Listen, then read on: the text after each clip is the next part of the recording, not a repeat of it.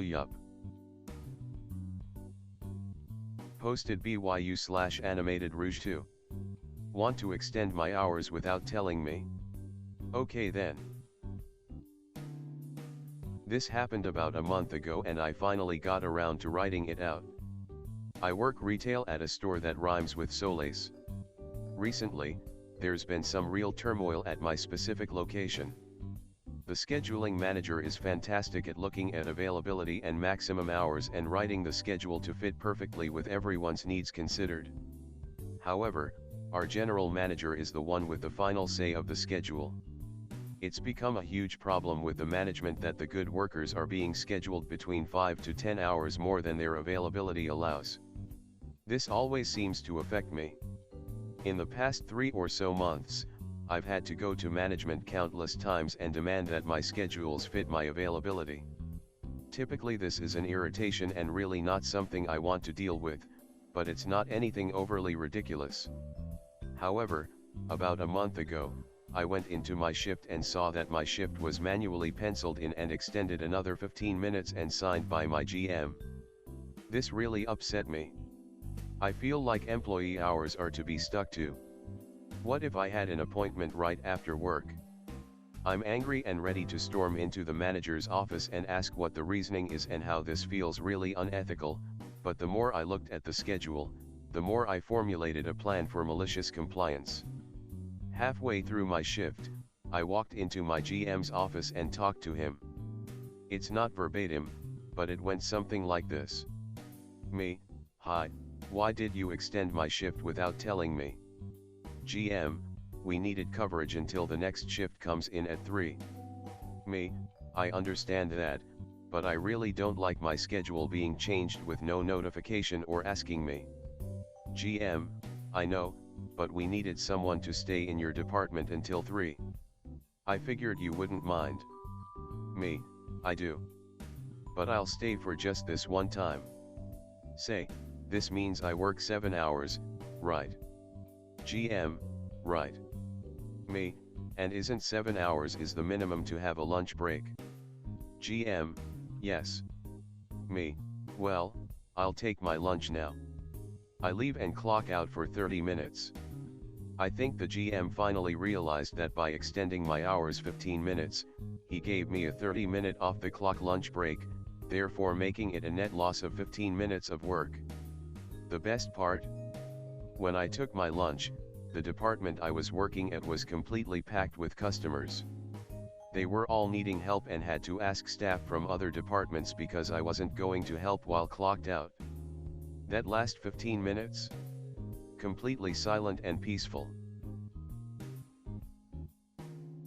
Posted BYU/Reen1234. Drive to the confirmed address out of state? Okay. Just a small disclaimer, this is typed on mobile, I hope formatting is okay, and this even happened over 3 years ago so dialogue may be a bit off. TLDR will be at the end. I'm sorry it's so long. For a little background. I am a full-time Uber driver and have been one for over 3 years. My original Uber vehicle was a burnt orange Suzuki SX4. It was a great little car. Our cast is, names are changed, not that I remember 2 of their names, me, OP Christina, she was the one who ordered Sarah, didn't say really anything to me Kathy, obnoxious loudmouth. So to begin this tale. It was a Saturday night getting close to midnight in the Rocky Mountain State.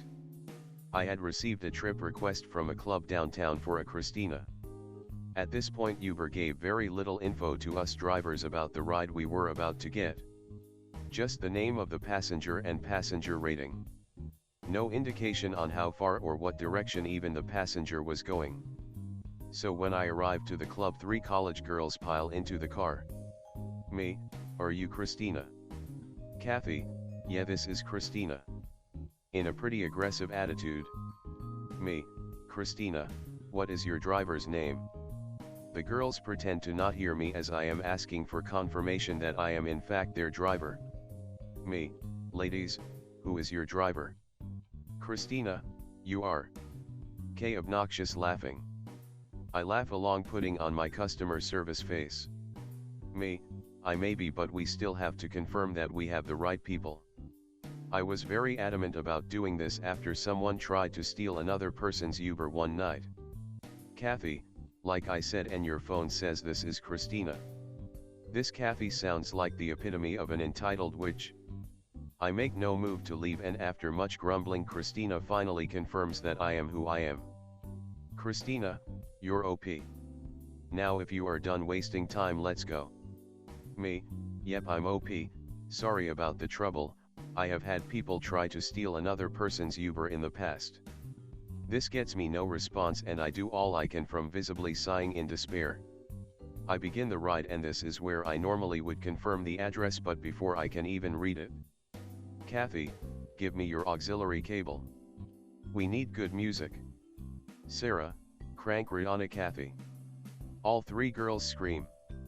Me, okay, here you go, sorry it's not long. I hand the cord to Kathy, which barely reaches beyond the front seats. Christina, wow, cheap. This was said quietly, but in my tiny car everything can be heard. It honestly hit harder than expected though, because I am a prideful person when it comes to my work. Kathy, crank the music. After she get the music playing. I'm about to comply when I actually read the address. It was 123 Dad's house, Wichita, Kansas. I obviously don't know the address. Me, hey, just to confirm, you need to go to 123 Dad's house, Wichita, Kansas. The girls are laughing and promptly ignoring me as I drive slowly along. Me, excuse me. I need to confirm the address really, QU. Kathy cutting me off, yeah it's right, just effing drive. Christina, turn up the music and go. At this point I just shut up, turn up the music and start driving with purpose. I ignored most of what they said in the back seat at this point. I knew that they didn't want to go to Kansas. They had no luggage and I picked them up from a club, but they told me to drive and refused to listen, so I was going to get as much out of this trip before they would notice that we were driving east at a rapid pace. It was about 40 minutes later that the back seat had quieted down. Sarah, guys, where is he taking us? I start to slow down now and turn the music down a touch. We are no longer in a city but in the plains with basically only the stars as light. We could still see the city behind us in the distance. Kathy, where are we? You could hear the confusion in her voice. Christina, where are you taking us? Me, 123 Dad's house, Wichita, Kansas is the address you put in and the one I said at the start of the ride. Christina, that's my dad's house, not mine. Turn around. Me, yes ma'am. I turn around more aggressively than necessary. Where to? Kathy explodes into a stream of insults, drowning out anything else in the car. Me speaking up, Christina, what address am I taking you to? Kathy quiets down, glaring at me. Allowing Christina to tell me they are at the college outside of downtown. Me, let's get y'all there. I say, and then crank their music again and start driving. The whole time I am driving I am in a panic because I just know that they are going to try and contest this fare and probably try to get me suspended from the app. Nothing really eventful happens while I'm driving. These girls are pretty quiet, but I can hear them say small comments about reporting this and how it was messed up it was. As we approached the college campus I began to try to cover my ass. So I just want to say I'm sorry about this experience, y'all. It really sucks when there is a miscommunication on this level. I will say though that I will be saving my dashcam footage from tonight in case there is trouble with Uber over the fare, since it is a strange one.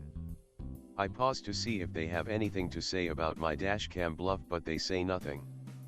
I come to a stop close to the dorm area of the college. I hope y'all have a great night now and good luck with your studies. They all get out of the car without a word and slam the doors.